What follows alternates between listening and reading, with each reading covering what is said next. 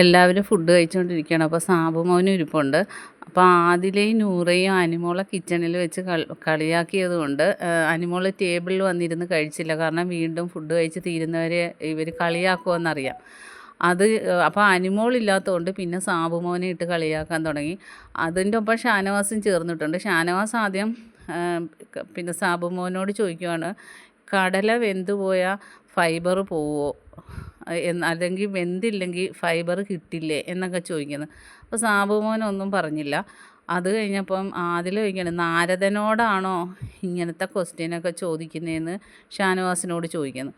എന്നിട്ട് ആദില പിന്നെ സാബുമോനോട് പറയുക, സാബുമോനെ ഈ നാരദൻ ഫുഡിൽ ഈ കടലയിൽ ഒരുപാട് അടങ്ങിയിട്ടുണ്ടാന്ന് ചോദിച്ചപ്പോൾ സാബുമോന് ഇങ്ങനൊരു നോട്ടം നോക്കി ദേഷ്യത്തിൽ, അല്ല നാരടങ്ങിയ ഫുഡാണോ കടലയെന്നാണ് ഞാൻ ഉദ്ദേശിച്ചത്, പറഞ്ഞപ്പോൾ തെറ്റിപ്പോയതാണെന്ന് പറയുന്നു.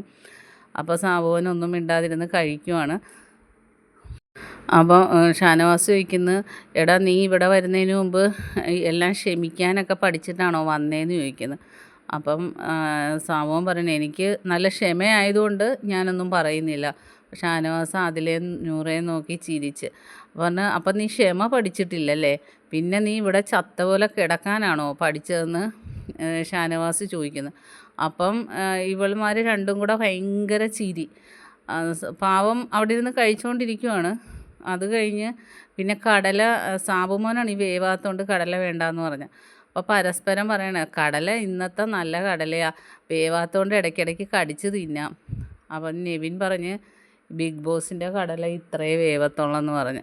അപ്പം പിന്നെ സാബുമോൻ അങ്ങ് എണീറ്റ് പോവും. അപ്പം സാബുമോൻ എന്ന് നെവിൻ വിളിക്കുന്നുണ്ട്. അപ്പം തിരിഞ്ഞു നോക്കിയിട്ട് എന്താണെന്ന് ചോദിച്ചപ്പം, എന്താ കടല ഓക്കെ അല്ലേ എന്ന് ചോദിക്കുന്നു. അപ്പം മിണ്ടാതെ അങ്ങ് പോയി. എല്ലാവരും കൂടി ഇട്ട് കളിയാക്കുക. കുറേ നേരമായി കളിയാക്കാൻ തുടങ്ങിയിട്ട്.